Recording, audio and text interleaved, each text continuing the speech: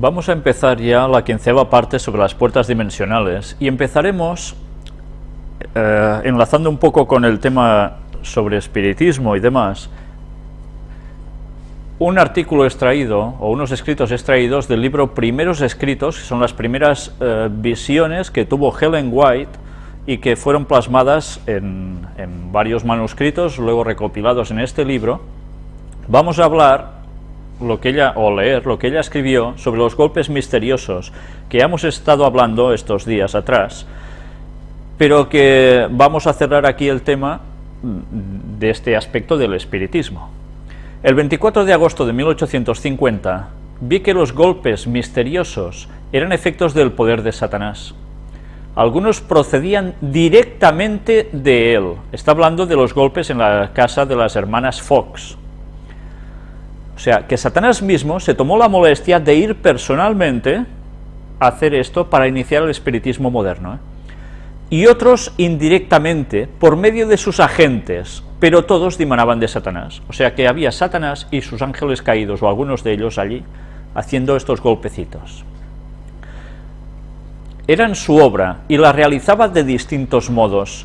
Sin embargo, en las iglesias y en el mundo, había muchos tan sumidos en densas tinieblas que se imaginaban y sostenían que esos golpes misteriosos eran obra del poder de Dios.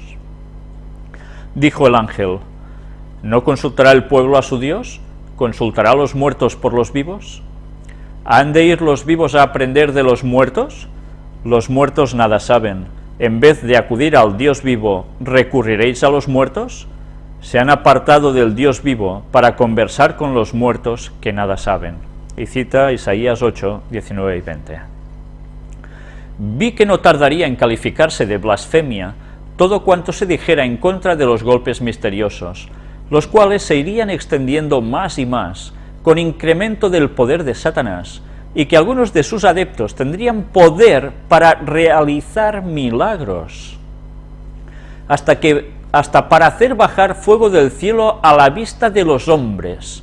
O sea que ya ves hasta qué punto va a llegar lo que empezó en esos momentos en la casa de los hermanos Fox. Vamos a ver espiritismo impresionante. Por eso la gente dejará de ser atea, porque vamos a ver grandes señales en los cielos. El fuego va a bajar de arriba del cielo, no saldrá de abajo la tierra. Se me mostró que por los golpes y el mesmerismo... ¿Qué es el mesmerismo? Si Dios quiere, si no es en esta próxima conferencia, será en la siguiente, vamos a tratar del tema del mesmerismo. Se me mostró que por los golpes y el mesmerismo, estos magos modernos explicarían aún todos los milagros hechos por nuestro Señor Jesucristo, y que muchos creerían que todas las obras poderosas que hizo el Hijo de Dios cuando estuvo en la tierra, fueron hechas por este mismo poder. La nota dice: cuando esta visión fue dada, el espiritismo acababa de nacer y era de poca monta, había pocos médiums. Desde entonces se ha difundido por todo el mundo y sus adherentes se cuentan ahora por millones. En general ha sido costumbre de los espiritistas negar la Biblia y mofarse del cristianismo. Ciertos adeptos individuales, en diferentes ocasiones, lo han deplorado y han protestado contra ello, pero siempre fueron tan pocos que nadie les hizo caso. Ulteriormente, los espiritistas cambiaron sus métodos y muchos de ellos se llaman cristianos espiritualistas. Declaran, que no responde a su propósito ignorar la religión y afirman poseer la verdadera fe cristiana. Si se tiene en cuenta también que muchos clérigos eminentes simpatizan con el espiritismo, vemos ahora que el camino está abierto para el pleno cumplimiento de esta predicción dada en 1850. Léanse también las declaraciones de la autora, de Ellen White, en la página 86 de este mismo libro. Volvamos atrás al texto. Se me recordó el tiempo de Moisés, y vi las señales y prodigios que Dios obró por su medio delante de Faraón, la mayoría de los cuales fueron imitados por los magos de Egipto, y se me mostró que precisamente antes de la liberación final de los santos, Dios obraría poderosamente para su pueblo, y que a estos magos modernos se les permitiría que imitasen la obra de Dios. ¿Qué nos está diciendo aquí? Que el pueblo de Dios antes del regreso de Jesús, del auténtico, la segunda venida, va a obrar milagros como antaño. ¿Sabéis cuando los discípulos se fue Jesús? reciben el Espíritu Santo y obran grandes milagros, así se registra. Pues al fin del tiempo, en lo que es conocido como la lluvia tardía, ellos recibieron el Espíritu Santo como la lluvia temprana, en el fin del tiempo va a ser la lluvia tardía, el pueblo de Dios va a recibir esta gran dosis de poder, no innato en ellos, sino porque el Espíritu de Dios se va a derramar muy fuertemente y va a obrar grandes milagros a través de su pueblo. Pero Satanás, ¿qué va a hacer? Va a utilizar a estos magos espiritistas modernos para crear exactamente una imitación de la obra de Dios. Y la gente, cuando vea milagros en ambos bandos, no se podrán hacer un esquema claro, decir, ostras, estos tienen la verdad porque hacen milagros, porque estarán en los dos lados. Entonces, ¿a qué van a recurrir? Y nosotros mismos, ¿a qué vamos a recurrir? Solo hay una opción, el texto bíblico. O sabemos lo que nos dicen las Escrituras y los testimonios del Espíritu de Profecía a través de Ellen White, o estaremos totalmente caídos en el engaño satánico. Por eso no va a haber ateos al fin de la historia. Todo el mundo va a creer en algo por fuerza, ante evidencias. Pronto llegará ese tiempo, y habremos de asirnos firmemente del fuerte brazo de Jehová, porque todos los prodigios y las grandes señales del diablo tienen por finalidad engañar y vencer al pueblo de Dios. A los demás ya los tiene. Por tanto, ¿para quién va a hacer todo este trabajito? Para derrotar al pueblo de Dios, engañarlo. Esa es la base siempre de Satanás, engañar al pueblo de Dios. Nuestra mente debe estar fija en Dios y no debemos experimentar el temor que tienen los impíos, es decir, no hemos de temer lo que ellos temen, ni reverenciar lo que ellos reverencian, sino ser esforzados y valientes en pro de la verdad.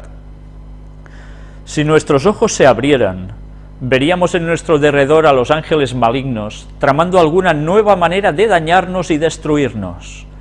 Pero también veríamos a los ángeles de Dios, que con su poder nos amparan, porque el ojo vigilante de Dios está siempre sobre Israel para el bien, y Él protegerá y salvará a su pueblo, si éste confía en Él. El ojo de Jehová, no el ojo de la pirámide del símbolo Illuminati, es otra cuestión. Pero ya veis siempre el paralelismo entre las cosas de Dios y cómo Satanás siempre va cogiendo lo mismo,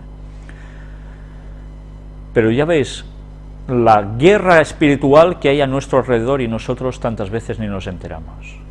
Si se abriera este velo, se corriera ese velo delante de nuestros ojos, estaríamos viendo cómo se lucha por nuestra persona. Impresionante, Cuando el enemigo irrumpa como una inundación, el Espíritu del Señor enarbolará un estandarte contra él. Por tanto, Satanás irrumpirá como una inundación, Una inundación arrasa, Es imparable.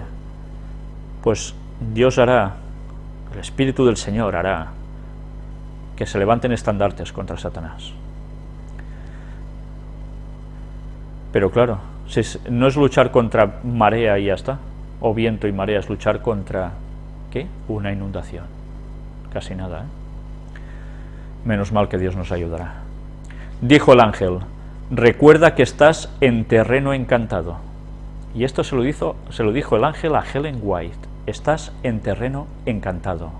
¿Qué quería decir con esto? ¿Que ella estaba en medio de una sesión de espiritismo, acaso? No.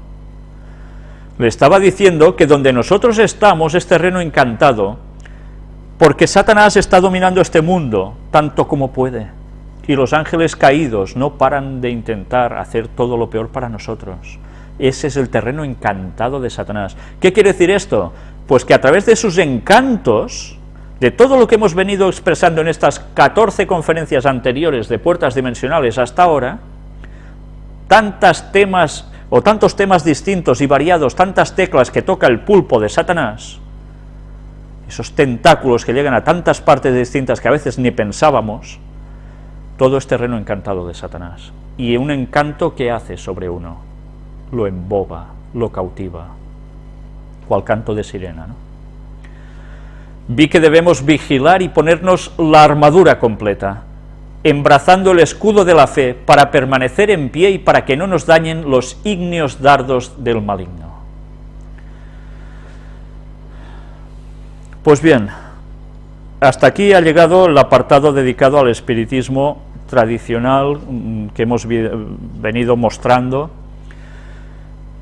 pero ahora vamos a volver a algo que dijimos casi al final, si no recuerdo mal, de la conferencia anterior, y que estuvimos hablando sobre extraterrestres.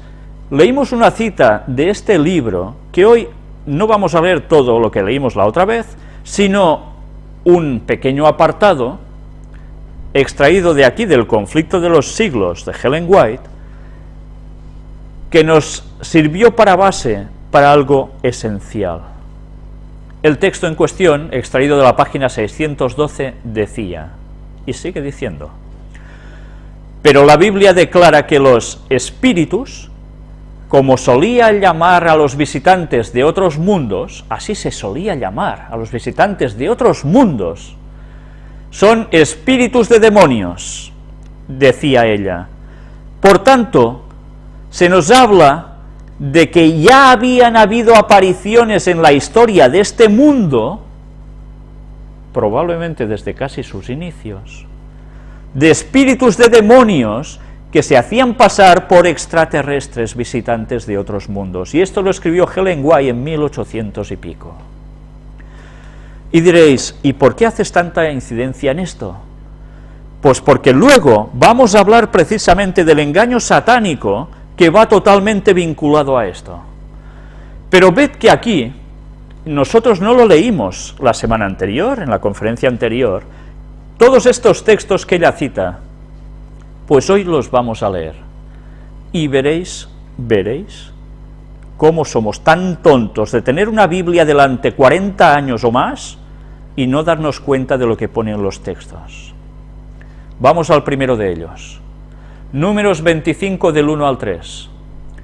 Moraba Israel en Sittim, y el pueblo empezó a fornicar con las hijas de Moab, las cuales invitaban al pueblo a los sacrificios de sus dioses, y el pueblo comió y se inclinó a sus dioses. Así acudió el pueblo a Baal Peor, y el furor de Jehová se encendió contra Israel. Baal, ya sabéis, simbología de Satanás. Los pueblos de Moab adoraban precisamente a Satanás a través de Baal, pero atención a lo que nos dice el texto central que veis aquí en rojo.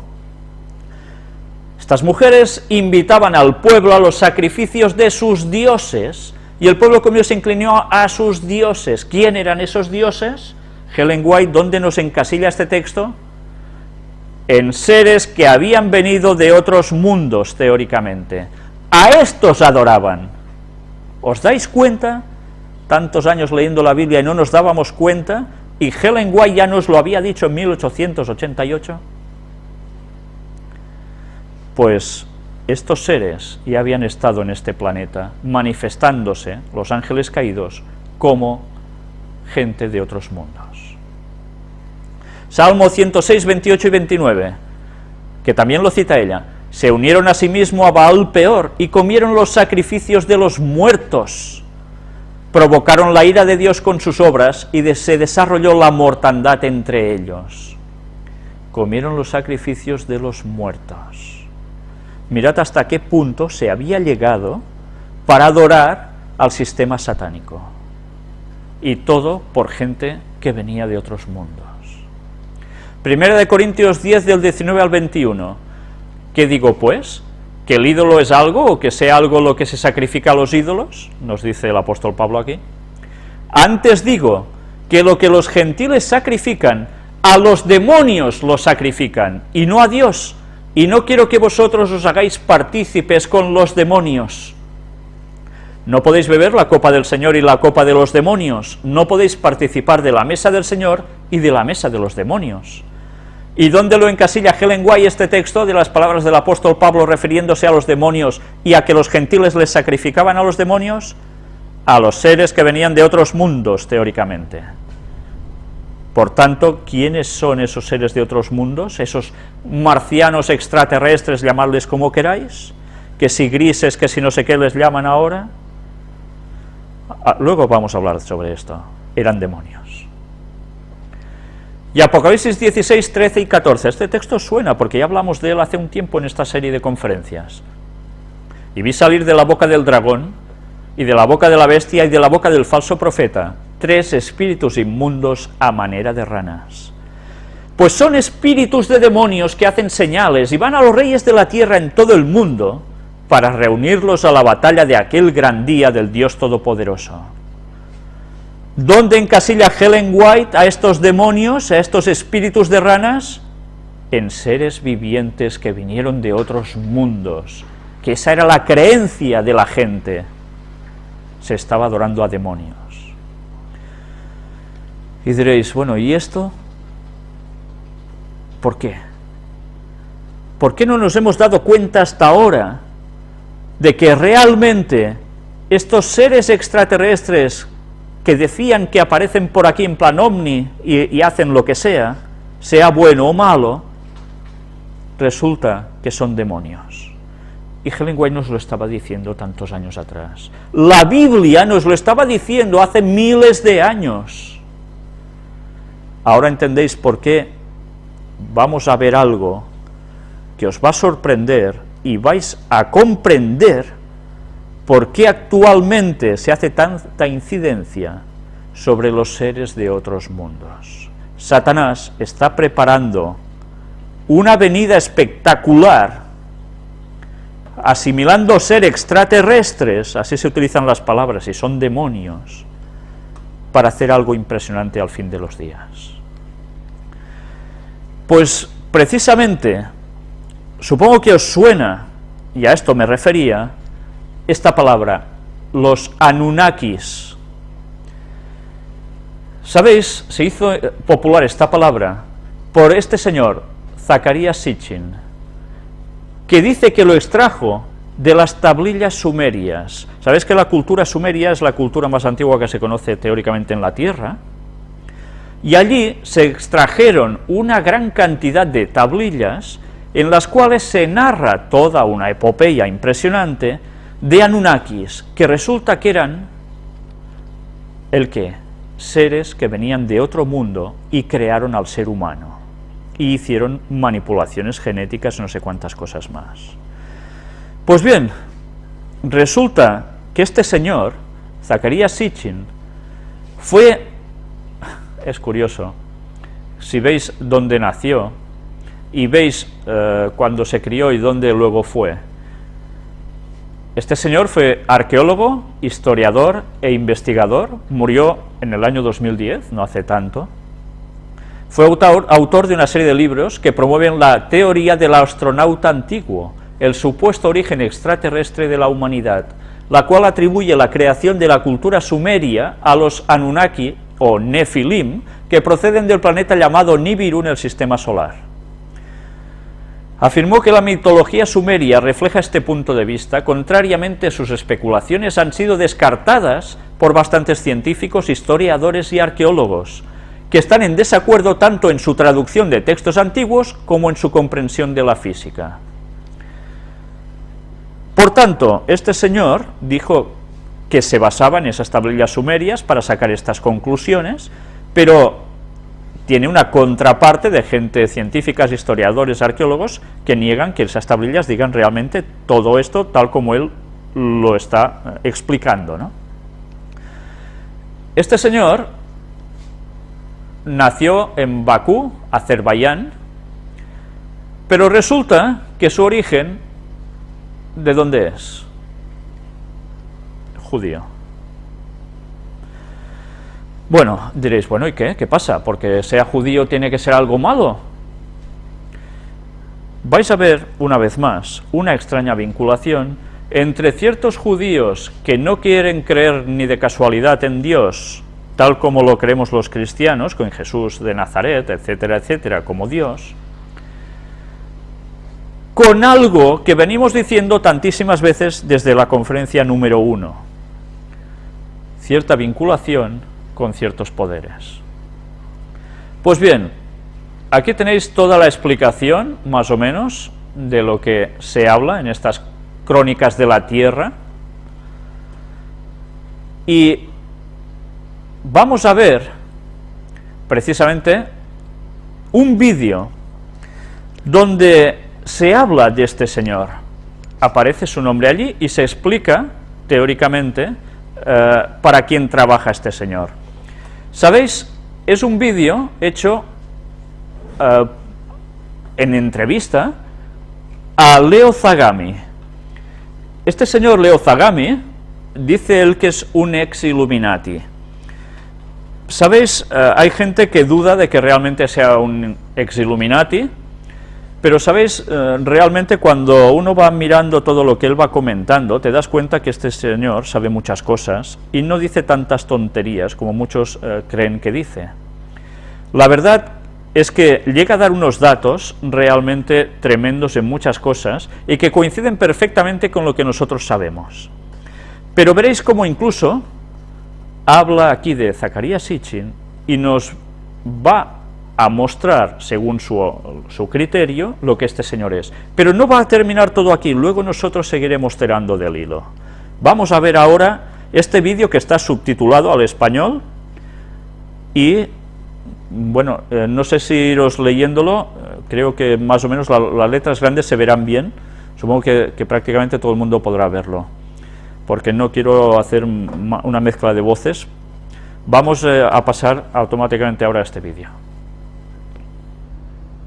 Antes de ver la filmación, recordemos que es una entrevista que tiene 3 partes, nosotros pasamos, si no recuerdo mal, la del medio, toda es bastante interesante.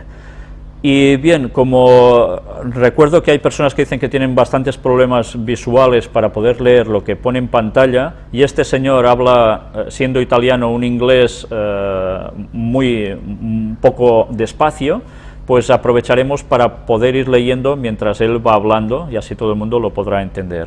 Vamos a ver cómo es una entrevista, que el único momento en que se va a disparar un poco todo es precisamente cuando esta señora interviene haciéndoos la pregunta, ¿vale?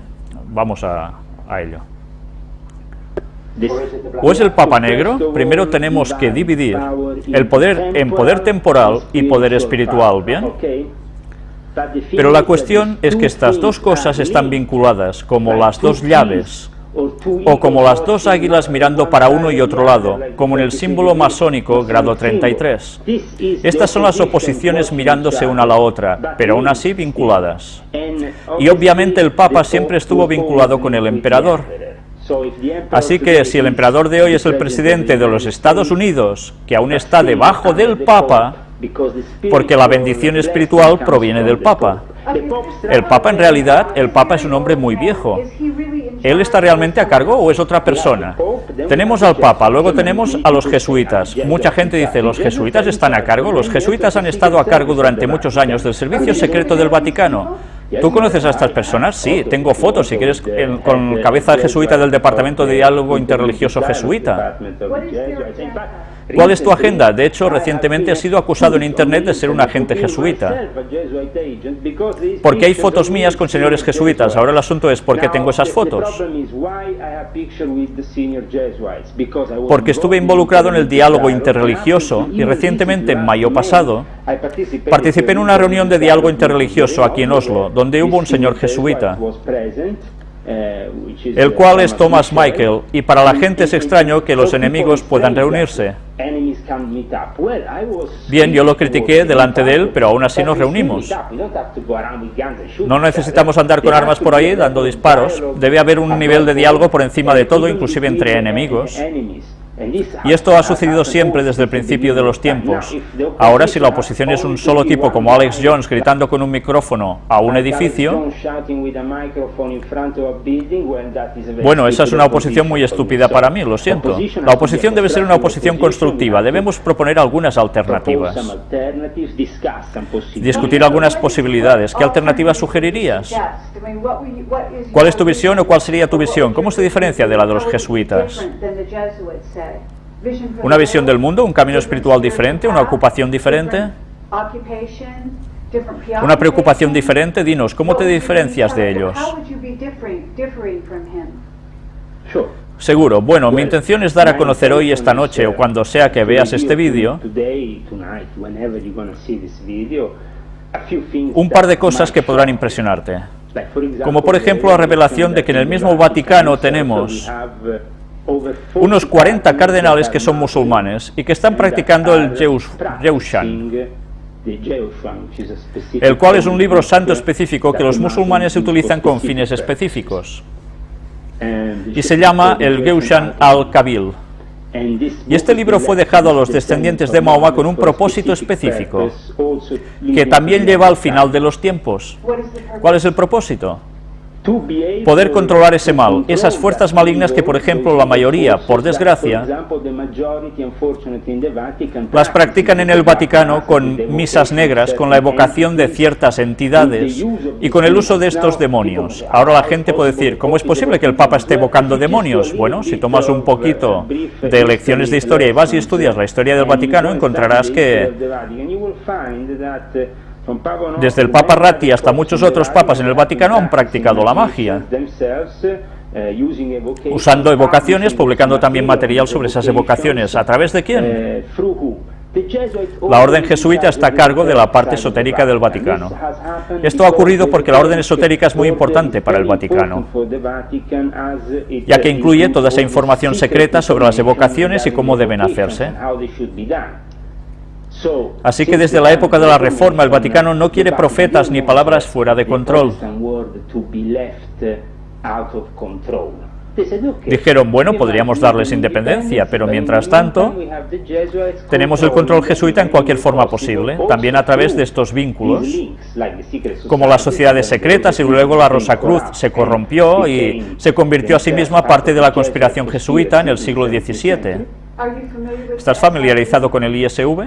El ISV es la inteligencia secreta del Vaticano, supuestamente, que entró en vigor durante el periodo de la Segunda Guerra Mundial. El hecho de que aún siguen operando es un grupo menor de personas, comparado con los servicios secretos del Vaticano de los Caballeros de Malta. Los Caballeros de Malta son el principal servicio secreto del Vaticano. Ellos gozan de inmunidad diplomática, tienen soberanía internacional, tienen un gran maestro que tiene el juramento total de creer ser el verdadero defensor del Papa. Y dentro de esa membresía tienen al jefe de inteligencia del MI6, al jefe de la CIA, al jefe de la NSA. El secreto cósmico tope es para ellos lo más secreto de la sede del Vaticano. Cuando estás a cargo de la biblioteca del Vaticano y los responsables de esa biblioteca son los jesuitas, luego tienes a los Caballeros de Malta, así que básicamente, ¿qué es el ISV? El ISV era y sigue siendo, pero limitado en comparación a cómo se utilizó en el periodo de la Segunda Guerra Mundial, inmediatamente después de esta, que después tuvo que ser utilizado para proteger a los nazis que debían irse a lugares seguros, en manos americanas, en manos... Así que, ¿por qué proteger a los nazis? Proteger a los nazis, ya que los propios nazis en realidad nacieron de una conspiración, por así decirlo, para crear a Adolf Hitler y asegurarse de que fue hecho de la forma en que lo hicieron para poder reclamar el Estado de Israel. Todo planeado para que al final de los tiempos los judíos puedan tener sus tierras, como lo figuraban en las antiguas profecías, así que todo debe funcionar de esa manera. Así que los Caballeros de Malta, como dije, son la cabeza de inteligencia operativa en el campo militar, los jesuitas en el campo de la información y la desinformación. Ahora, ¿qué pasa con el ISV? El ISV, como dije, en los últimos 50 años no ha sido muy utilizado. Pero algunas veces entra en acción. Aunque el hecho de que has conocido a miembros del ISV, he conocido miembros de la inteligencia del Vaticano, incluyendo el ISV. El ISV en sí mismo es algo que se ha utilizado en tiempos de emergencia, ¿de acuerdo? Y me gustaría decir también que, por desgracia, hoy en día, la desinformación proviene de la sede de los jesuitas. Esta información surge cuando Zacarías Sitchin se conoce en el año 2000 en Bellaria con Conrado Balducci.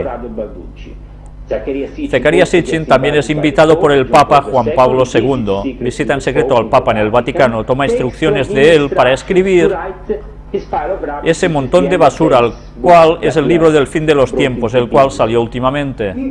¿Estás diciendo que a Zacarías Sitchin se le dijo que escribiera este libro y se le instruyó sobre qué escribir? Zecharia Sitchin fue de hecho instruido porque no puede decir la verdad. Este tipo está difundiendo desinformación deliberada porque no puede revelar en realidad la verdad sin causarle problemas a su causa, la causa sionista, la causa que el Vaticano ha abrazado. ¿Estás diciendo que Zecharia Sitchin es miembro de qué? ¿De los Illuminati? Absolutamente, Zecharia Sitchin es miembro del Nuevo Orden Mundial, utilizado para difundir desinformación deliberada. Digamos, solo quiero descifrar cómo pasó esto. A finales de 1990, en los medios alternativos, cierta información empezó a difundirse. Especialmente sobre estos seres Anunnaki, llámeles Nephilim o como quieras, ya sabes.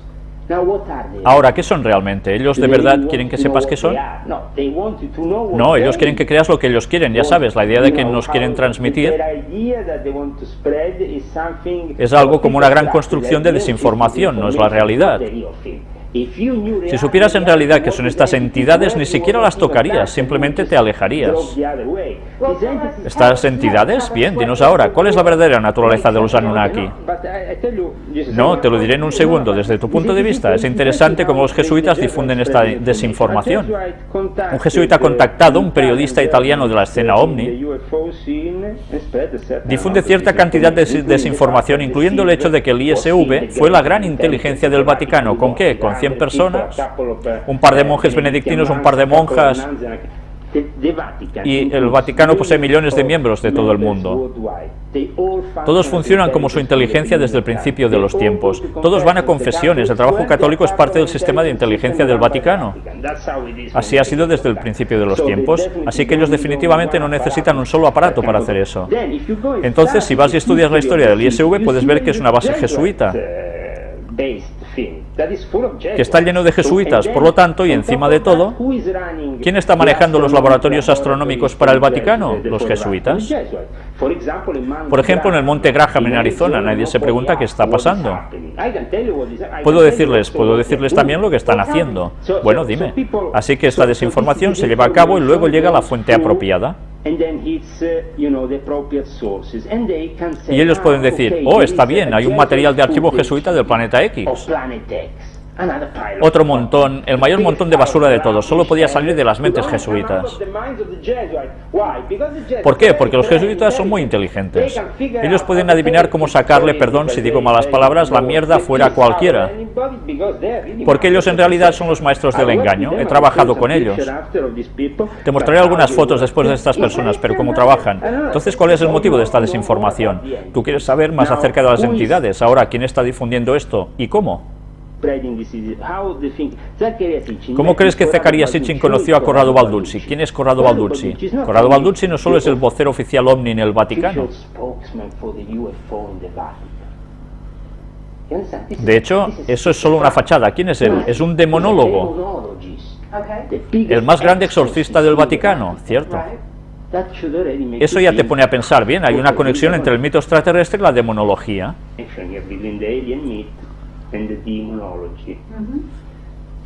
Ahora encontramos también que esta conexión está mucho más viva cuando la mayoría que esparce esta desinformación relacionada con los seres extraterrestres han estado desde los tiempos de Aleister Crowley y sus seguidores, los seguidores de Hubbard o lo que sea. Pero esta gente ha estado esparciendo desinformación deliberadamente. Pero hasta cierto punto Hubbard sabía la verdad, así como Crowley, porque ellos se dijeron... Digo, fue Crowley quien dijo, les llamaban dioses, luego les llamaron ángeles. En 50 años los vamos a llamar de otra manera. Mostró la imagen del Cordero, la cual fue la primera imagen que se asemejó a un extraterrestre. Se trata de genios. En el Islam los llamamos genios, jinns. Pero con cualquier otro nombre, ¿de qué estamos hablando? ¿Hablamos de espíritus?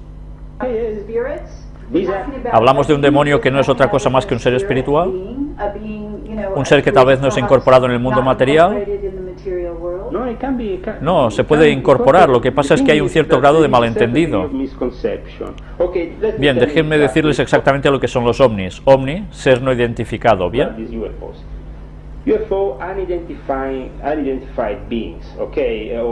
u objetos que vuelan alrededor, o bien son operaciones militares encubiertas, que no pueden ser reveladas, o son operaciones relacionadas con la evocación de genios, procedentes de otras dimensiones. Por lo tanto, una puerta interdimensional se crea y se abre. ¿Dónde se pueden abrir estas puertas interdimensionales? En ciertos espacios, en ciertos lugares. Es sabido que la Tierra Santa, desde la antigüedad, posee esa posibilidad. Por ejemplo, ese propósito, por ejemplo, en Irak, por ejemplo, no. Solo tienes que ir al Monte Graham y estudiar lo que los jesuitas están haciendo allí. Hay una guerra entre los indios nativos americanos y los jesuitas, desde que los jesuitas han tratado de construir ese observatorio. ¿Por qué pasa eso? Porque los indios usan esa montaña como tierra santa durante miles de años.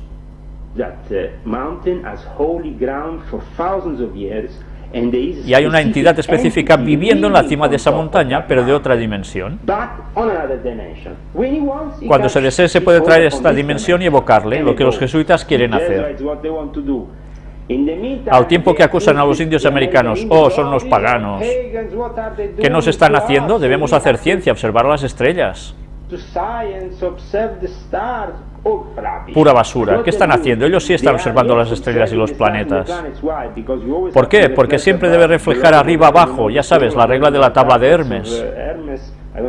No tengo que ir directamente a lo que es la regla fundamental en la masonería, que es siempre reflejar lo que es arriba es abajo, pero es evocar estas entidades en un tiempo específico y debe ser cuidadosamente calculado.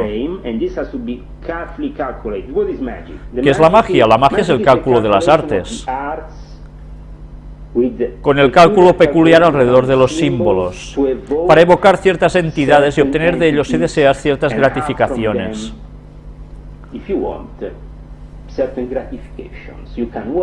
Puedes trabajar con ellos. Yo, por ejemplo, te contaré una historia, que es una historia familiar de un pariente de mi mujer, de hecho, creo que es su tío o su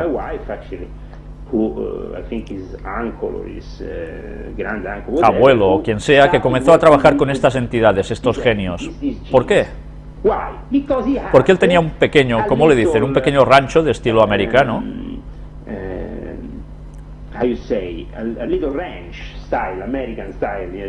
Le llaman rancho. ¿Cómo le llaman? Ya sabes. Un rancho, sí, donde tienen animales, tienes donde plantas cosas, así que él estaba solo, quería conseguir algunos trabajadores. El tipo era muy listo porque sabía ciertos códigos secretos del Corán que no se deben utilizar. Sabía cómo utilizarlo, sabía que al recitar ciertas plegarias en un continuo movimiento, se evocan ciertas presencias y eventualmente llegó a un acuerdo con ellos. Y trabajaban para él en la noche, en los campos, haciendo todo el trabajo de campo. Muchos estadounidenses dirán, wow, me gustaría tener esto en mi granja, ya sabes. Podría tener un par de estos genios trabajando para mí. Pero eso significa tener que amarrarse a esas entidades. Ese tipo tuvo que vender su alma. Más que eso, él fue esclavizado por esas fuerzas por el resto de su vida. De hecho, tenía que recitar continuamente esas plegarias y luego no recitarlas en ciertos momentos, y lo que sea, de otro modo él tendría para sí mismo un desastre. Y entonces, bien, hablemos de ti, por ejemplo. Y estas entidades también hacen lo mismo, lo que los estadounidenses llaman abducciones. He encontrado informes de pueblos de Oriente Medio, muchos pueblos de Oriente Medio, de abducciones, pero no encontrarás investigadores de Estados Unidos que digan, es un ovni. No vas a encontrar nada. En cambio, estas entidades han aparecido, se han manifestado. No solo se llevan a la gente a su dimensión, a su propio reino.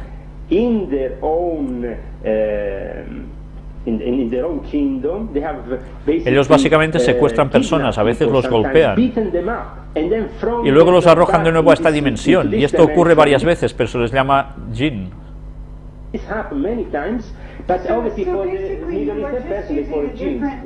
Usas un lenguaje diferente para tratar estas entidades. ¿Qué importa cómo les llamemos? Sí, pero tienes que ser específica aquí porque en el momento en que los llames ovnis, estás haciendo exactamente lo que el enemigo quiere que hagas. Cuando los llames extraterrestres, haces exactamente lo que el enemigo quiere. Bien, vamos a hablar sobre tus antecedentes. No, vamos a terminar lo del planeta X porque el planeta X es muy importante. Claro, queremos ir allá, pero me gustaría hablar primero de debes haber participado. Tú no has vendido tu alma, ¿eso es correcto? En cierto momento yo vendí mi alma, espero que Dios me conceda el perdón por lo que hice.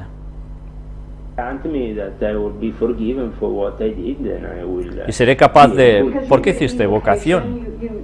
Tú debes hacer esto, ¿te consideras un maestro en este momento? Eres un masón grado 33.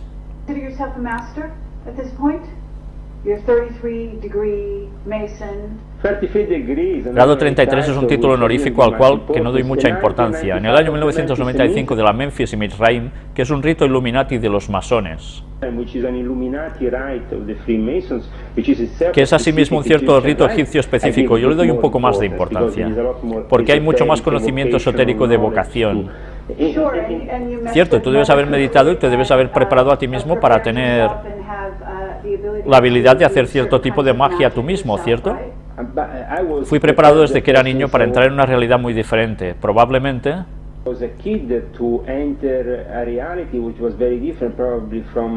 a la realidad corriente. Mi abuela inglesa se llamaba Felicity Mason,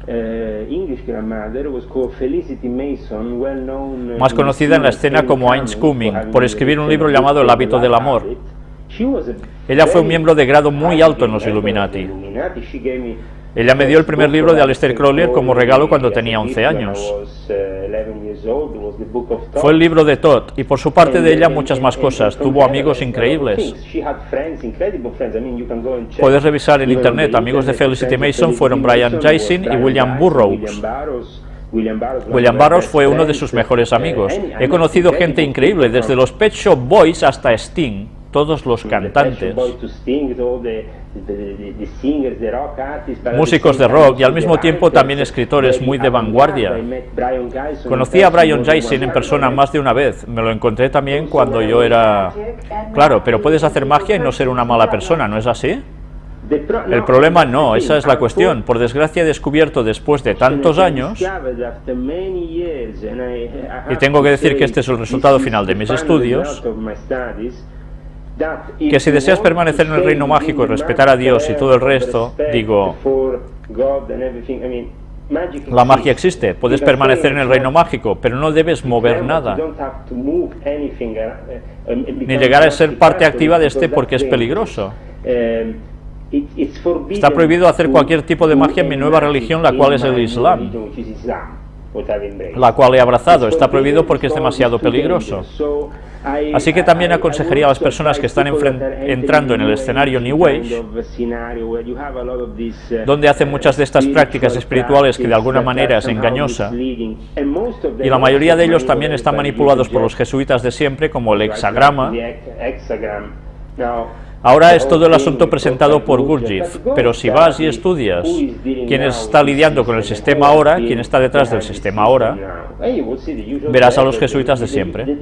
El hecho de que los jesuitas estén incluso en el movimiento New Age no es reconocido por los New Age, pero deben despertar. Si esta información de los extraterrestres y el camino del planeta X, o lo que sea esta práctica espiritual, viene filtrado para ellos, es porque hay una razón.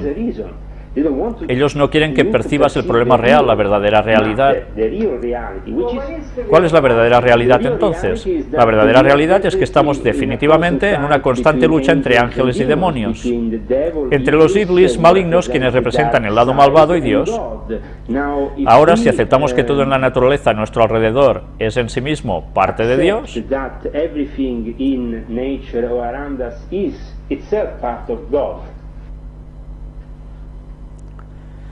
bien, habéis visto que Leo Zagami dice cosas tremendas en este trozo. Os recomiendo toda la entrevista. Y os habéis dado cuenta que él dice que después de pasar de ser un ex Illuminati se pasó al Islam. Algunos dicen de que si es porque allí sigue haciendo un poco su labor, otros porque lo ha abrazado con sinceridad y otros que es un impostor total, ¿no? Sea como fuere, dice una cantidad de cosas que para nada están equivocadas. Habéis visto cómo habla de unos jesuitas en un observatorio. Recordemos y veremos también más adelante un vídeo donde vimos cómo los jesuitas fueron los que precisamente sacaron el tema ovni, extraterrestre, que iban a venir, y etcétera, etcétera. Pero bien, dice tantas cosas que son muy difíciles de resumir en un momento. Si os habéis fijado, nos habla mucho de esas puertas dimensionales, de que incluso hay otro libro, otros escritos, aparte del Corán, que ellos también estudian, y que incluso en el Corán, es curioso, ver que dicen de que hay unas frases que diciéndolas repetitivamente, etcétera, etcétera, lo único que se consigue, pues, ¿qué es? Invocar. Démonos cuenta, como tanto en un lado como en el otro, sea en cualquier ámbito, el tipo de invocaciones a los demonios, que en este caso él llama jinns, son genios, también. Esto a mí me hace pensar bastante. ¿Recordáis, por ejemplo, los típicos relatos de Alí Baba y los 40 ladrones y la lámpara de Aladino, que frotando salía un genio? Bueno, pues en definitiva todo esto estaba basado en demonología. Qué cosas, ¿eh? Después de los años se van entendiendo mejor las cosas, ¿eh? Pues bien, sea como fuere, ya habéis visto de que detrás de todo este movimiento extraterrestre, en verdad están los demonios, y él mismo aquí lo está diciendo. Nosotros lo hemos venido presentando en varias conferencias ya, desde distintos ámbitos. Pero, ¿sabéis? Antes hemos dicho que seguiríamos tirando del hilo de Zecharia Sitchin. Él lo ha denunciado como un agente Illuminati, que trabaja para el Nuevo Orden Mundial, o trabajaba porque ya falleció, y que obedecía órdenes ¿de quién? Del Vaticano. Pues bien, vamos a seguir tirando del hilo sobre Zecharia Sitchin, y vamos a ver precisamente cómo Sitchin pertenecía a órdenes masónicas. Vamos a ver un vídeo sumamente corto, pero sumamente gráfico. Vamos a entrarlo.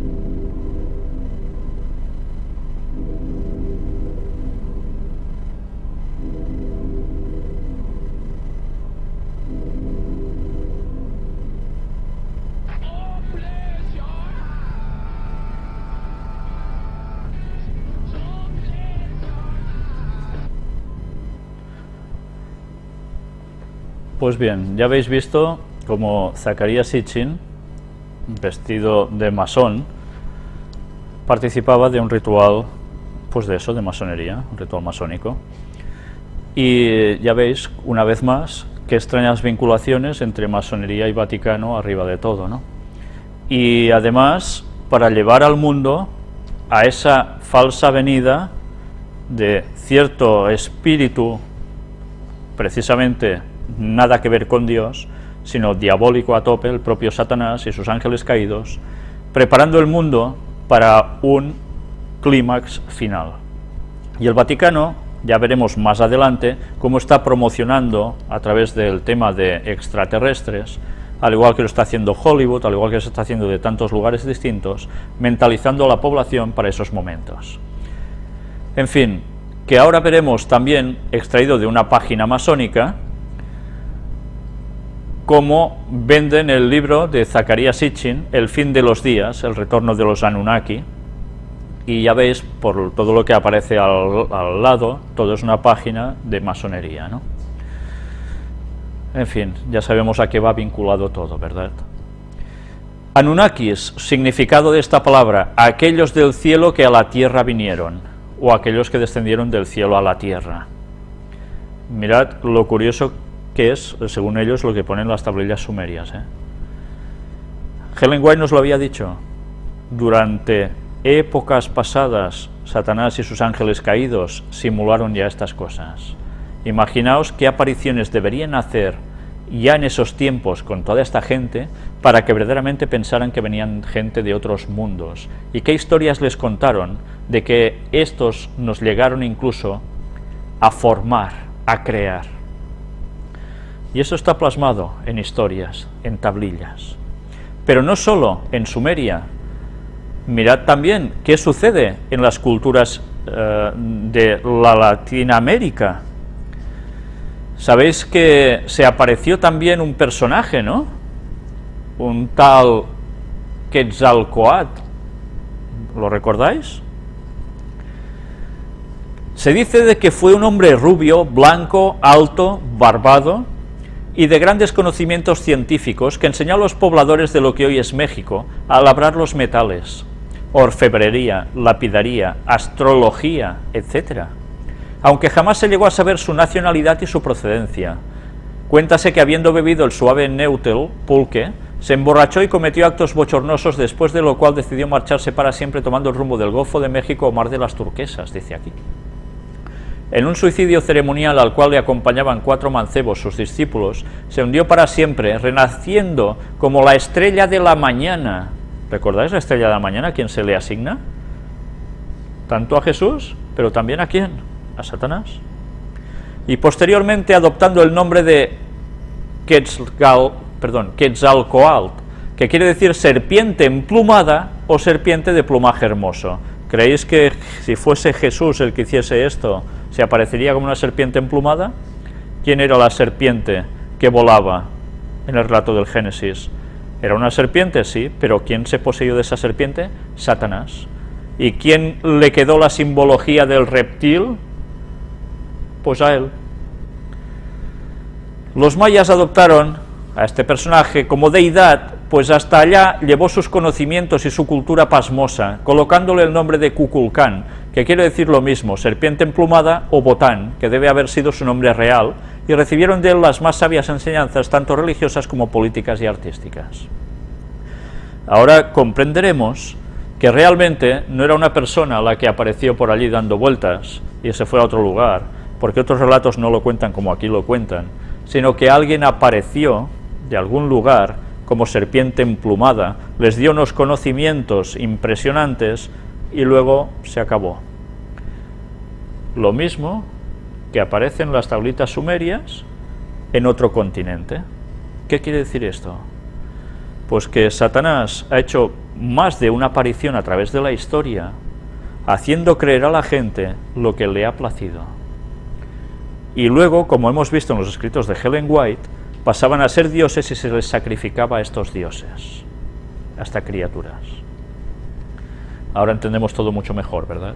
Se dice que los toltecas, naoas y mayas lo deificaron y colocaron su símbolo en todos los palacios, monumentos y templos de la zona maya y Mesoamérica, en donde aún puede verse en recuerdo y veneración de este sabio, que según la tradición mayense subió al panteón y se convirtió en la estrella Venus, que también es así identificado por los fantasiosos arqueólogos. La estrella Venus. Recordemos que precisamente se dice de que el trono de Satanás estaba en Venus, ¿no? Lo recordamos de anteriores conferencias, de cómo él procedía de allí, etcétera, etcétera. Pues bien, ya veis todo en verdad a qué responde. Casi nada, ¿eh? Las apariciones de Satanás a través de la historia. Y siempre haciéndose pasar por alguien que venía de muy, muy arriba. Vamos a ver más cosas sobre extraterrestres. Falling Skies, la última invasión extraterrestre, estrena segunda temporada. ¿Quién la produció? Steven Spielberg. ¿Os suena, no? De sobras que suena. Que ya hemos visto cómo estaba relacionado en todo lo que venimos diciendo. Curiosamente, de esta serie, que ya os podéis imaginar que va todo sobre estos fenómenos, vamos a ver una crítica de alguien que escribe al respecto sobre esta serie. Dice más o menos lo que le parece a la serie, pero llega un momento en que curiosamente dice este señor que escribe aquí: en ambas series Los guiones son malísimos, pero es que además en Falling Skies nos tratan de colar una serie de moralejas cristianas por un lado y sensibleras con niños, bastante aborrecibles la mayoría por otro, etcétera, etcétera. Ya no me importa el resto de lo que pone aquí porque yo la serie no la he visto, pero solo con las palabras de esta persona que escribe aquí me da a entender que además mezclan el tema extraterrestre con moralejas cristianas. Si esto es un guión mal hecho, será mal hecho por lo que harán, dirán y por la producción de la película, como quede bonita o fea, pero desde luego está muy bien trabajado, porque ha servido para ir mentalizando a la gente muy sutilmente, una vez más, de una conexión entre las dos cosas. Es tremendo. Y atención a esto: OVNI, misterioso objeto volador, aterrizó en Washington DC. Noticia del 17 de junio. Cientos de personas en Washington, Distrito Central, tuvieron el susto de su vida ayer por la noche cuando vieron un supuesto ovni que aterrizó en una carretera local. Rápidamente comenzaron a divulgarlo por internet sobre la nave extraterrestre que se encontraba en la avenida que llegaba al Capitolio cerca de College Park, ubicado en la parte trasera de un camión. ¿Cómo? Cientos de personas mandaban por Twitter imágenes del misterioso objeto junto con exclamaciones de preocupación y asombro. Sin embargo, la Policía Estatal de Maryland, curioso, Maryland, sede de los jesuitas, en Estados Unidos, reveló hoy, Tierra de María, reveló hoy que en realidad era un avión no tripulado militar que se trasladó de Virginia Occidental a la estación aérea naval de Patuxent River en el sur de Maryland. Jamie Cosgrove, un oficial de asuntos públicos para el programa de Marina de aviones de combate no tripulados, dijo que el avión no tripulado, un X-47B, sistema de combate aéreo no tripulado, hecha por Northrop Grumman, se había sometido a pruebas en la base aérea Edwards en California, de acuerdo con la WUSA.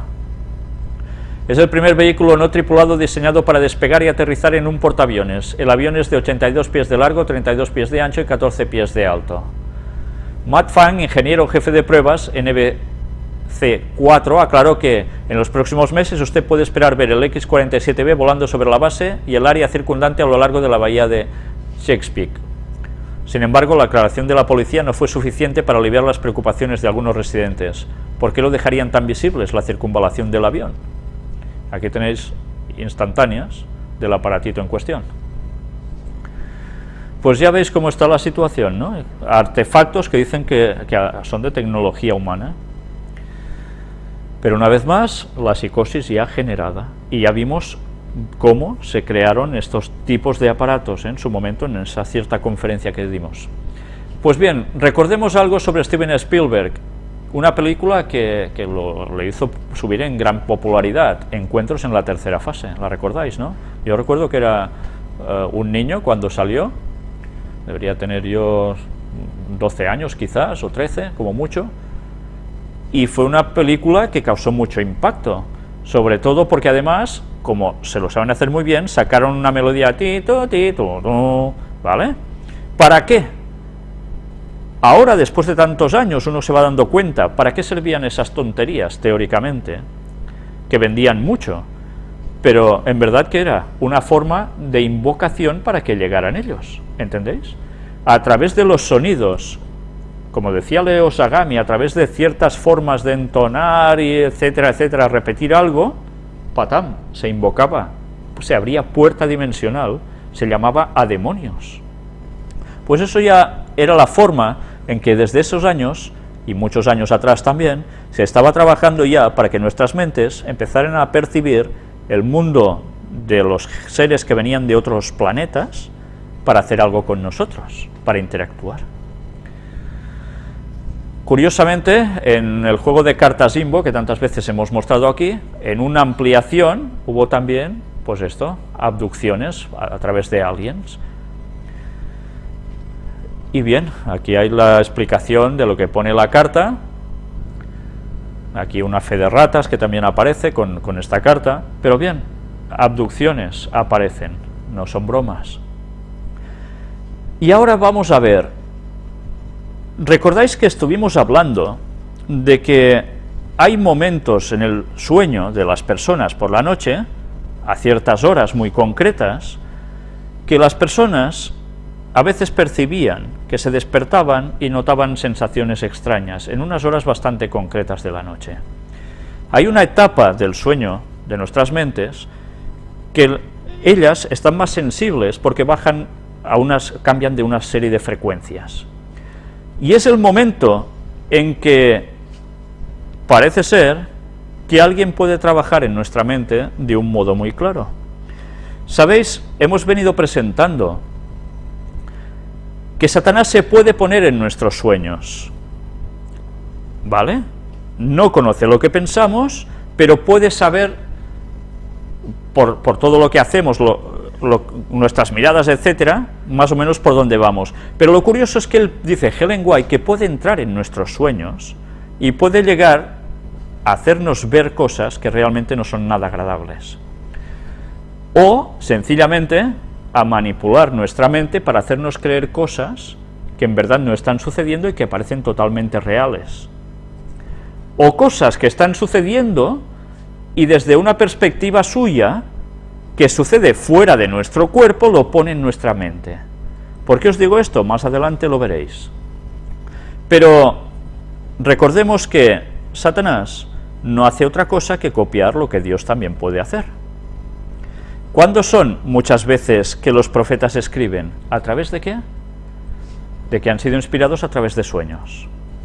Recordemos un par de textos bíblicos. Job, capítulo 33, versículos del 14 al 17. No son palabras de Job, son palabras de Eliú, uno de esos compañeros y amigos de Job, que en vez de darle ánimos, precisamente le eran una tortura, pero dice unas palabras muy interesantes. Sin embargo, en una o en dos maneras habla Dios, pero el hombre no entiende. Por sueño, en visión nocturna, cuando el sueño cae sobre los hombres, cuando se adormecen sobre el lecho, entonces revela al oído de los hombres y les señala su consejo, para quitar al hombre de su obra y apartar del varón la soberbia.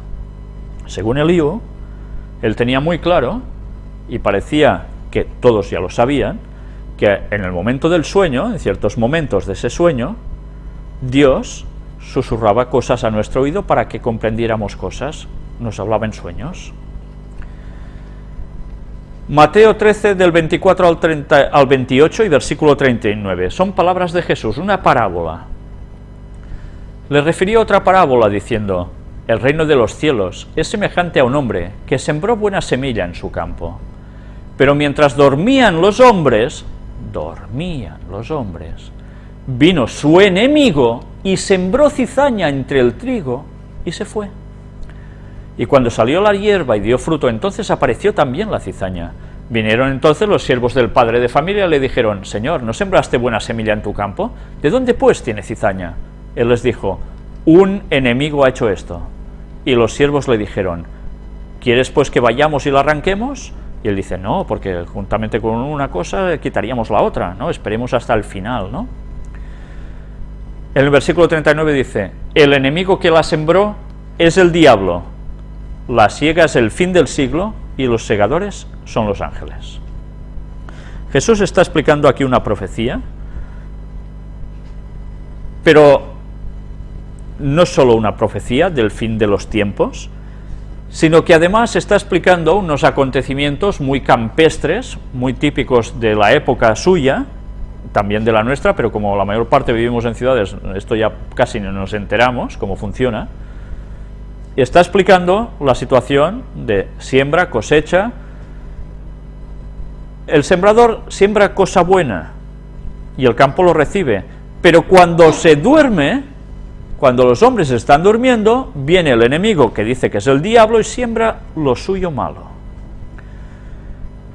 Fijaos cómo a veces las cosas tienen una aplicación espiritual tremenda, tal como Jesús describe, pero a veces recordemos también la literalidad de muchos de los textos, en la cual cosa ya estamos comprendiendo que durante la noche Satanás también aprovecha, cuando descansamos, a poner la cizaña en nuestras mentes, para apartarnos de los caminos de Dios. Todo esto, ¿por qué lo digo? Dentro de poco también lo veréis. Pero, mientras tanto, ha habido una noticia muy curiosa sobre ciencia. ¿Recordáis que estuvimos hablando de unos ciertos números considerados como mágicos, ¿no? El número áureo descubierto en el útero. Un ginecólogo belga encuentra por primera vez la divina proporción, ¿os recordáis del famoso número pi y una h por ahí? ¿Sí? ¿Vale? En las entrañas de las mujeres que están en su edad más fértil. ¿Sabéis entre qué edad es precisamente eso? Dice que las dimensiones del útero se acercan a 1,6, aproximación muy cercana al número áureo. ¿Y entre qué edad sucede eso en las mujeres? Entre los 16 y los 20 años, cuando las mujeres están mejor preparadas para parir. Sí, parece mentira, ¿eh? ¿Cómo tan jovencillas y tienen que tener los niños ahora, en esos momentos, etcétera? Pues bien, la misma naturaleza, creación de Dios, parece ser que enseña cuándo son los mejores momentos para que una mujer en verdad tenga hijos. Cuando son jóvenes. Ahora en nuestras culturas esto es casi una barbaridad, ¿no? Las cosas han cambiado tanto que las mujeres no tienen hijos hasta casi los 40, o cuando, bueno, lo van retrasando, ¿no? O no los tienen. Pero cuando todo funcionaba más natural de como funcionamos en nuestra sociedad actualmente, y la gente maduraba bastante más antes de lo que maduramos nosotros ahora, incluso mentalmente, pues ya veis, Dios también trabajó con ese gran número de la serie Fibonacci, que se llama, la recordáis que estuvimos tratando aquí, ¿eh? Es curioso. Pues bien, sigamos avanzando. Era una noticia que encontré muy curioso para demostrar una vez más cómo Dios en la naturaleza ha hecho grandes cosas y verdaderamente los números son importantes. Y tal como lo sabe Dios, evidentemente lo sabe Satanás. Meditación y reencarnación. Mirad esta contraportada de La Vanguardia, donde ya veis que últimamente se prodiga mucho en hablar de estos temas, de los que tratamos aquí, y que a nosotros la verdad nos van de perlas para sacar ciertas conclusiones. Juan Manzanera, psicólogo y exmonje budista.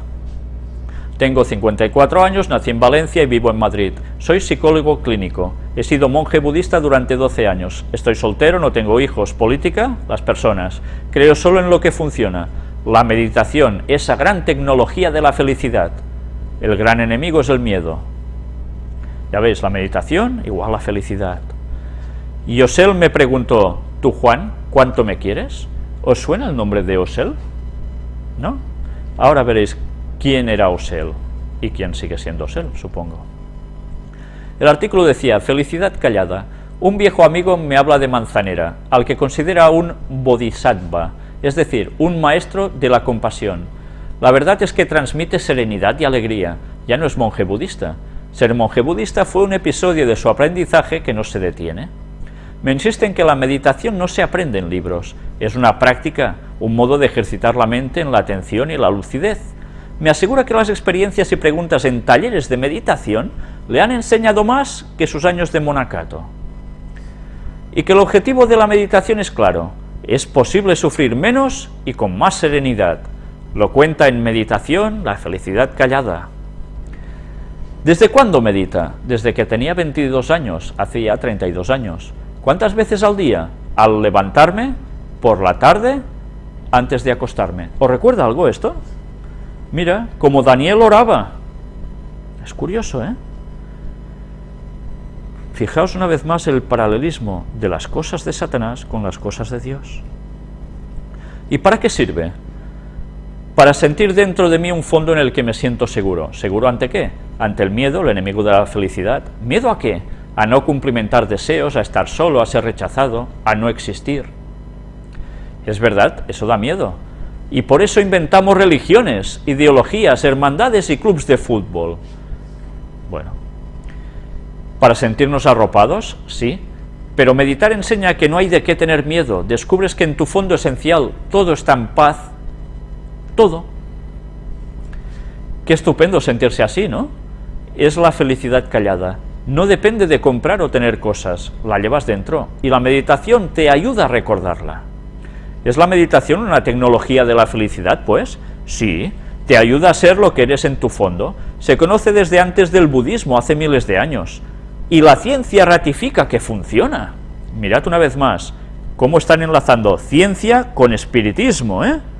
Dijimos que eso sucedería y está sucediendo. ¿Cómo opera este método? Enseñándote a focalizar la atención. ¿Focalizarla en qué? En vez de hacerlo en lo que nos provoca sufrimiento, ansiedad o depresión, se trata de focalizar la atención en lo que proporciona serenidad, satisfacción y plenitud. ¿Es fácil? Si perseveras, en menos de un año notarás los efectos benéficos. ¿Me garantiza felicidad? Si padeces una depresión, aprenderás a no identificarte con tu depresión. ¿Cuál es la clave de la felicidad? Dan la pista los estudios de la psicóloga Laura King. ¿La recordáis? Estuvimos mostrando cosas de esta señora hace muy poco tiempo. Todo va relacionado con lo mismo, ¿eh? Lee menos libros de autoayuda y ayuda más a otros. Es la clave. ¿Por qué? Es el modo de salir de uno mismo. Estar demasiado atento a tu ego, pendiente de uno mismo, es un atajo a la infelicidad. ¿Está diciendo tonterías? No, está diciendo verdades. ¿Cómo llegué usted a la meditación? Aprobé todas las asignaturas de primero de ingeniería, algo muy difícil, pero en segundo curso me sobrevino una crisis galopante. ¿Qué pasó? Un amigo que terminaba la carrera cayó en depresión e intentó suicidarse. Me pregunté, ¿para qué todo este esfuerzo? ¿Encontró respuesta? No. Me colgué una mochila y me lancé al camino por Europa recogiendo fruta. Al cabo de año y pico así, decidí irme a India. ¿Qué buscaba allí? Llevaba 2 años moviéndome, buscando un sentido a todo. Y al llegar a un monasterio cerca de Katmandú me detuve. Sentí que allí podía encontrar un sentido. ¿En qué se basó? En la serenidad del Lama Yeshe y el Lama Zopa. Me enseñaron a meditar. Volví a España y viví en la única comunidad budista que había. Les traje al primer lama y luego me ordené monje budista en India. ¿Conoció al Dalai Lama? Sí, su sola presencia es transformadora. ¿Será que no hemos mostrado ya cosas del Dalai Lama, ¿En qué se parecen el monje cristiano y el budista? En la austeridad, en el celibato, en el estudio, en la oración. Y el monje budista indaga acerca de qué es la realidad y medita. ¿Y qué le aportó ser monje budista? Ahondar en el conocimiento de mi esencia. ¿Cómo se alcanza eso? ¿Qué hay en ti que siempre está? La vida. Muy bien, esa es la experiencia perenne, siempre está. Puedes decirte, soy la vida. ¿Sí? ¿Nosotros somos la vida? Yo recuerdo las palabras de Jesús que dice, yo soy el camino, la verdad y la vida. Por tanto, nosotros no somos la vida, nosotros nos da vida Dios, que es muy distinto. Yo no soy yo. ¿Qué es yo? Trasciéndelo, está la vida. ¿Ya ves? O sea, una trascendencia mucho más allá de todo,